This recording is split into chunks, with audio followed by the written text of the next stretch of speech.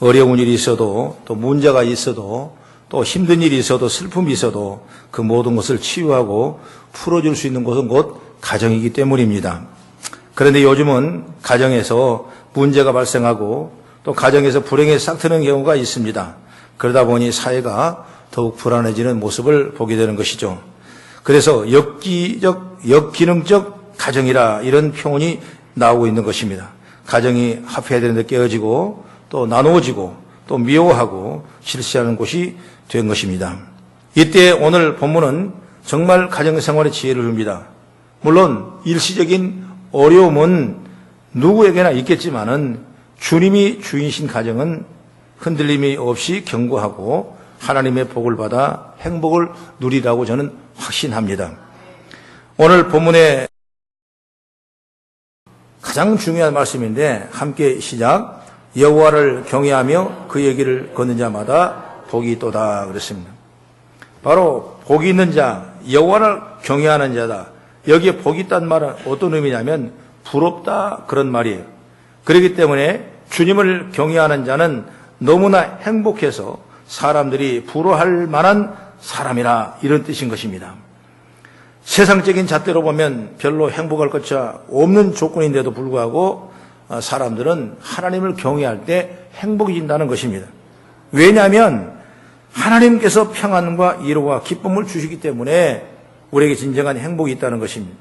우리의 성경을 쭉 보면 바로 신명기 10장에 아주 중요한 말씀이 있습니다. 이스라엘아, 내 하나님 여호와께서 내게 요구한 것이 무엇이냐 이렇게 물어봤습니다. 모세에게 물어본 그 모세의 대답은 내가 하나님을 경외하며 그 모든 도를 행하고 또 그를 사랑하며 마음을 다하고 성품을 다하여 하나님 여호와를 섬기는 것이라 그랬습니다. 이것이 최고의 도라 이렇게 성경은 말하고 있는 것입니다.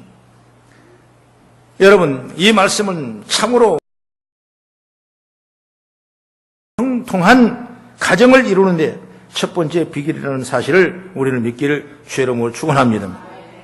구약의 욥의 가정을 보면 욥기서 1장 5절에 이렇게 말합니다. 그 잔칫날이 지나면 욥이 그를 불러다가 성결 그들의 명수대로 번제를 드렸으니 이는 욥이 말하기를 혹시 내 아들들이 죄를 범하여 믿음으로 하나님을 배반하였을까 함이라. 욥의 형사가 항상 이러하였더라. 이렇게 자녀를 위한 대단한 항상 이런 일들을 예배를 했던 모습을 볼 수가 있는 것입니다. 여러분, 신약의 가정에 모범된 고넬로의 가정, 이달의 백부장 가정은 이렇게 말합니다. 사도행전 10장 2절의 말씀 보면은 그가 경건하여 온 집으로 더불어 하나님을 경외하며 백성을 많이 구제하고 하나님께 항상 기도하더라 그랬습니다. 하나님이 인정받을 만한 그런 가정, 그와 더불어 하나님을 경외했다. 우리가 이걸 생각할 때 하나님을 경외하는 신학을 가지고 모든 성도들이 다 가정마다 인과 기도되어 복음으로 하나 되는 놀라운 은혜를 입는 가정이 되길 주의 이름으로 축원합니다. 그래서 이번 가정의 날을 맞이해서 특별히 오늘은 우리 가정 식구들이 다 함께 전도가 되길 바랍니다. 누구는 믿고 누구는 안 믿고 그런 가정 하지 마세요. 모두가 다 한 일심으로 주를 섬기고 함께 예비하고 함께 찬양하며 하나님의 영광 누리는 복된 가정으로 세워나가기를 주의 이름으로 축원합니다. 그러면 첫째로 여호와를 경외하는 신앙은 어떤 축복이 나타나느냐? 여기 말씀 보니까 손이 수고한 대로 먹는 형통한 가정이 된다고 말씀했어요. 오늘 2절 한번 같이 봅니다. 시작. 내가 내 손에 수고한 대로 먹을 것이라 내가 복되고 형통하리로다 그랬습니다. 바로 손이 수고한 대로 먹을 수 있다면 그것은 안정된 겁니다. 사회가 안정되지 못해서 부도가 나거나 농사를 지어도 제값을 받을 때도 있지만 가격이 폭락해서 본전도 못 찾는 경우도 허다합니다. 그러니 수고한 대로 먹을 수 있다는 건 참으로 복된 것이라고 저는 생각해요. 우리는 이 수고한 것에 몇 값을 원하는 것이 아니라 수고한 대로 먹을 수 있는 소박한 소원을 가지고 있는 것입니다. 그러므로 주님을 경외하는 자는 손으로 수고하며 이렇게 사는 사람이고 손으로 수고를 귀히 여기는 자입니다. 바로 우리 손의 피곤함을 통하여 얻은 것이 귀한 거냐고 말이에요. 쉽게 얻은 것은 귀하지 않기 때문에 사람들이 오랫동안 지키지 못합니다. 손의 수고를 귀하게 우리는 여겨야 돼요. 이것이 바로 뭐냐면 노동의 가치란 이렇게 할 수 있어요.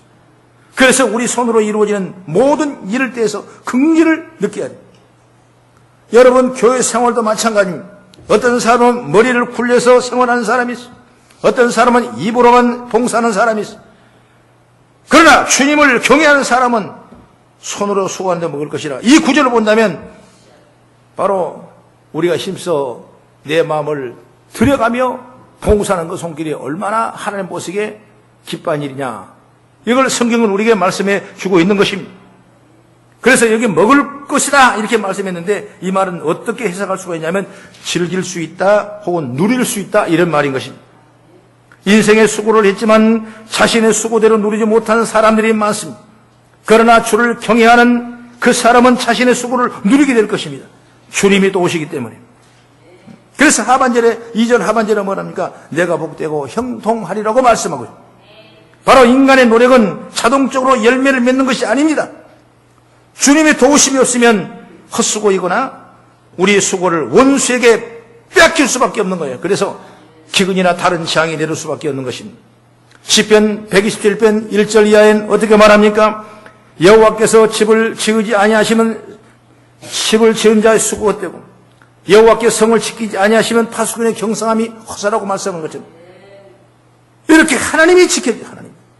내 가정을 하나님이 지켜줘요. 하나님을 경외하는 가정은 그 손이 수고한 대로 먹는 복을 누리게 될 줄 믿습니다. 저와 여러분의 가정은 주님을 경외하는 바로 복된 가정을 반드시 세워나갈 수 있는 그런 큰 깊은 영적인 지혜를 받기를 축복합니다. 그 다음에 둘째로 집안이 잘 되는 복이에요. 오늘 시편 기자는 주님을 경외하는 자에게 주시는 복을 아주 매우 아름다운 두 개의 영상으로 그랬습니다. 첫째로 뭐냐면 결실하는 포도나무라 이렇게 말씀했고 그 다음에 그의 자식은 어린 감람나무로 표현했어요. 이 포도나무를 표현한 아내를 결실한 포도나무라 자식은 어린 감람나무로 표현했어요. 그렇기 때문에 이 포도나무와 감람나무는 아주 귀한 유대의 나라의 유실수입니다. 축복을 상징합니다. 기쁨을 상징합니다. 만족을 상징하는 것이에요. 그래서 영적으로 이스라엘을 묘사할 때 바로 포도동산과 감람원으로 묘사하고 있는 것입니다. 그러면 이 결실한 포도나무를 아내로 비유했는데 바로 뭐냐면 이 가정이란 건 가장 중요한 건 뭐냐면 이 부부. 이 부부라는 것이 바로 가정의 기초예요. 이 부부 관계가 얼마나 중요한 걸 우리에게 얘기해 주고 그 다음에 두 번째는 자식들의 문제, 자식들의 문제. 부모와 자식들의 관계, 자식의 형제가 되는 관계 이것이 바로 섰을 때 그 가정이 잘 되는 거예요. 그러니까 믿음의 가정들은 이걸 항상 기도할 수 있어야 돼요. 또 포도나무는 구약에서 이스라엘을 신약에서는 교회를 상징합니다.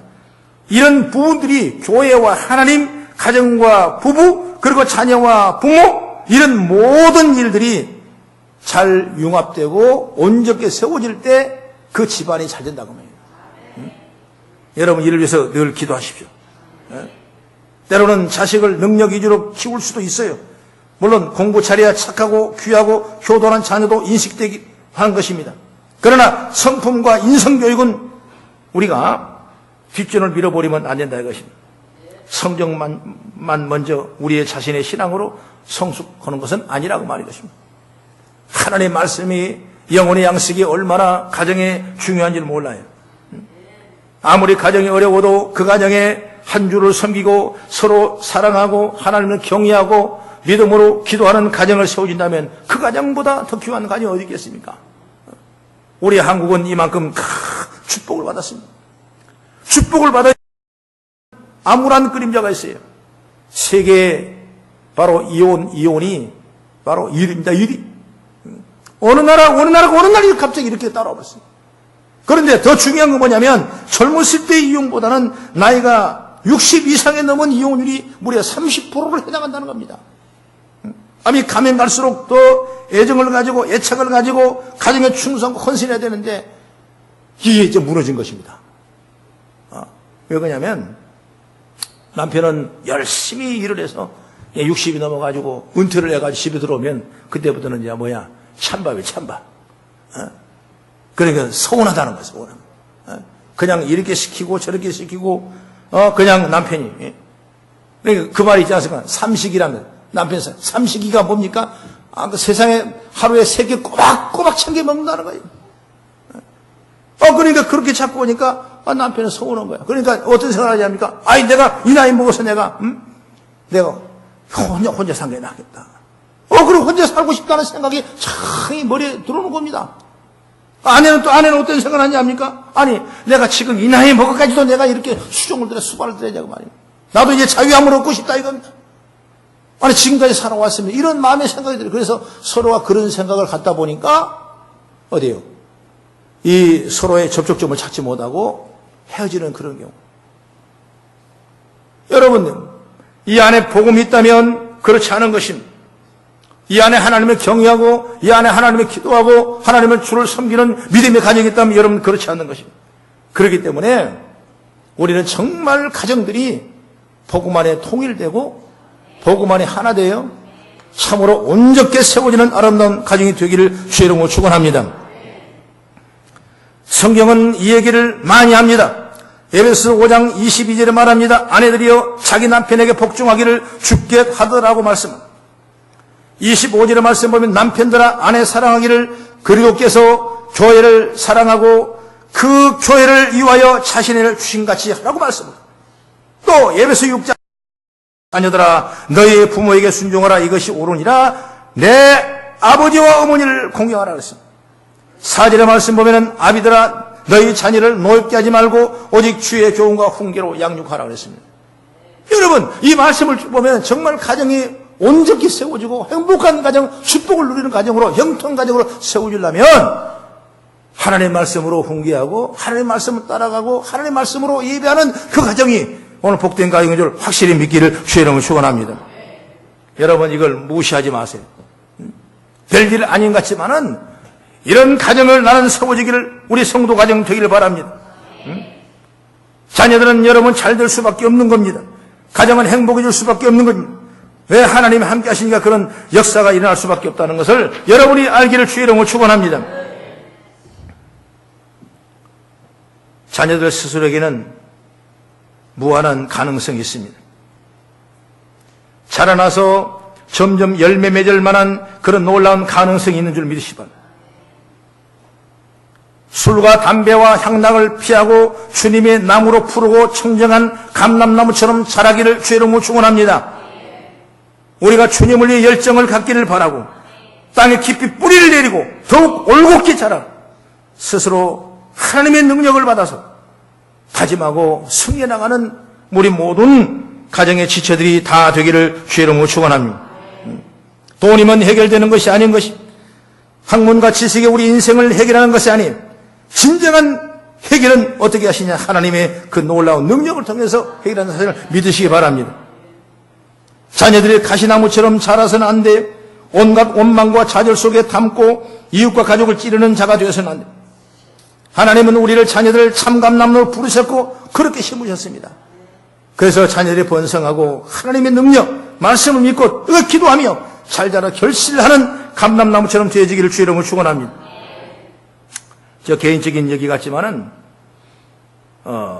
제가 감동받은 방송의 메시지가 있어서 제가 전합니다. 2016년 5월 1일 월요일 아침, 좋은 아침입니다. 송옥석입니다. 인생에 어려운 시기가 있습니다. 저는 6학년 때 아버님이 일산에서 전사님으로 섬기던 때가 가장 어려웠던 것 같습니다. 방황한 어려운 살림에 먹성 좋은 두 아들까지 어머님은 도저히 안 되겠던지 고깃집에 아르바이트를 나가셨습니다. 남이 먹다 남은 쓸만한 갈비 조각을 한 가정에 맛있는 간식이었고 얻어온 설렁탕 국물은 훌륭한 저녁 메뉴였습니다. 그때도 어린이날은 어김없이 돌아왔고 어머님은 일을 나가시자 아버님은 안 되겠던지 두 아들을 데리고 남산타워로 갔습니다. 영문도 모른 채 아빠와 여행을 기뻐하던 것도 잠시 정작 타워에서는 비싼 가격에 밥을 사 먹지도 못하고 한번 둘러보고 서둘러 내려왔습니다. 그런데요, 그날이 내 인생에 가장 기억나는 어린이날이었습니다. 선물을 사줘서 맛있는 음식을 먹어서가 아닙니다. 그날 아버님의 사진을 찍어주실 때 없는 살림이지만 두 아들에게만큼은 잘해주고 싶은 헌신과 사랑과 예수님의 사랑을 느꼈기 때문인 것입니다. 누군가 말하더라고요. 5월은 어린이날, 어버이날, 가정의 날, 스승의 날, 정말 많은 달이더라고요. 돈이 있어야 행복하다면 그것은 가족이 아닐 것입니다. 그러나 돈은 부족해도 사랑한 진심으로 전할 용기만 있다면 여러분에게 가장 아름다운 5월이 될 걸로 확신합니다. 고린도서 13장가 말합니다. 내가 사람의 방언과 천사의 말을 할지라도 사랑이 없으면 소리난 구리와 울리는 꽹과리가 된다고 말씀했습니다. 여러분의 일상에 가장 애틋한 추억이 생겼으면 좋겠습니다. 이런 멘트의 문자를 제가 받습니다. 여러분, 하나님의 나라에는, 정말 하나님을 경외하는 자에게는 하나님의 능력이 있는 것입니다. 오늘 여러분의 가정이 인과 기도되어 말씀을 훈계하고 말씀을 따라가고 서로가 양보와 서로가 버팀과 서로가 도움이 되는 그런 놀라운 축복의 가정의 공동체가 되어지기를 주의 이름으로 축원합니다. 그리고 세 번째, 하나님 나라를 바라보는 복이 있는 것입니다. 주님을 경외하는 자의 행복은 한 가정의 행복을 넘어서 이제는 더 큰 하나님의 복을 말씀합니다. 하나님의 복이 없는 우리의 행복을 깨지기 쉬운 유리구슬과 불과합니다. 그러나 주님을 경외하는 자에게는 하나님의 복이 임한 것입니다. 손이 수고한 대로 먹을 수가 있습니다. 아내는 결실한 포도나무 같습니다. 자식은 어린 감람나무 같습니다. 이런 가정이 복된 가정이 이루어지는 것입니다. 여러분, 이것이 전부가 아닙니다. 하나님을 경외하는 자에게 오늘 시온과 예루살렘이 이어지는 복을 주신다고 그랬어요. 5절 한번 같이 봉독합니다. 시작. 여호와께서 시온에서 내게 복을 주실지어다. 너는 평생에 예루살렘의 번영을 보며 말씀했습니다. 바로 시온이라는 것은 이스라엘 민족의 성지입니다. 예배하는 장소입니다. 하나님 앞에 거룩히 모이는 장소입니다. 그렇게 해서 신앙적인 중심이요 정신적인 중심인 것입니다. 아브라함이 이삭을 모래산에 번제물에 드릴 때 그 자리가 바로 시온입니다. 다윗이 오르난 타작마당을 사서 거기서 하나님의 진노를 피하며 예배드릴 때 그곳이 바로 이 시온입니다. 솔로몬이 성전을 짓고 영광 돌리는 그 자리가 바로 시온입니다. 하나님은 어디서? 시온에서 복을 주신다. 오늘 교회에서 복을 주신다. 하나님은 교회 무시하지 마십시오. 연약한 교회든 큰 교회든 여러분 하나님이 계시는 곳이고 하나님이 복 주시기로 합당한 곳인 줄 믿으시기 바랍니다. 이 시온에 하나님의 성전이 있고 시온에 하나님의 임재가 있는 것입니다. 그러므로 하나님 임재 계신 곳과 하나님의 성소를 떠나서 우리는 아무런 행복도 기대할 수가 없다는 사실을 여러분 깨닫기 바랍니다. 가정의 행복과 복은 시온과 예루살렘에 연결되어 있는 것입니다. 이것이 바로 이 세상에서 복을 넘어 하나님 나라를 바라보는 복이 되는 것입니다. 이 땅에서 평안하고 좀 더 잘 되는 것이 전부가 아닌 것입니다. 바로 시온과 예루살렘을 바라보라는 것은 교회와 하나님 나라에 대해 관심을 가지라는 것입니다.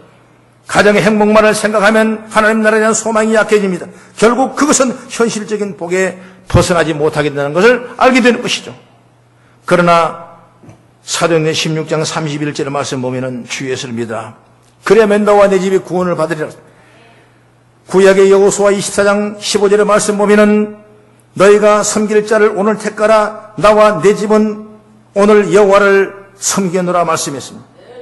여러분, 우리는 이런 복된 가정, 신앙으로 뜨거운 가정, 주님께 헌신하는 가정, 주일에 늘 힘쓰는 그런 가정, 그런 성도가 되길 주의 이름으로 축원합니다. 그래서 6절의 말씀 보니까 내 자식의 자식을 볼지어다고 성경은 말씀하고 있는 것입니다. 우리 시대만 번성하고 형통하는 것에 대해서 뿐만 아니라 후손 대대까지 자식의 자식을 본다고 성경은 말씀하고 있어요. 하나님의 복의 핵심은 후손에게 있는 것입니다. 그래서 내 자식의 자식을 볼지어라는 것입니다. 여러분의 자녀들이 번성해가고 형통하게 가기를 축복합니다. 주님을 경외하는 자에게 분명 그 후손이 번성하는 복을 받게 되어 있습니다. 후손의 복은 결국 하나님 나라의 복이에요. 자녀들이 이 땅에서 아무리 살림은 뭐하겠습니까? 하늘나라에 가지 않으면 이 세상의 복은 별 볼 일 없는 것입니다. 그러니 자녀들이 번성해서 하나님 나라로 이어져야 되고 이것이 바로 진정한 복이요 가정이 주는 놀라운 형통률을 저는 믿습니다. 여러분들이 이 가정의 달을 맞이해서 정말 부부의 관계, 이 자녀와 자녀의 관계, 부모와 자식의 관계, 정말 이 환경에 하나님을 경외하는 그런 마음, 예배하는 마음, 주를 섬기는 그런 놀라운 축복의 통로가 세워져서 정말 후손이 잘되고 자식의 자식을 볼 수 있는 위대한 능력을 저 여러분들이 얻기를 주 이름으로 축원합니다. 기도하겠습니다.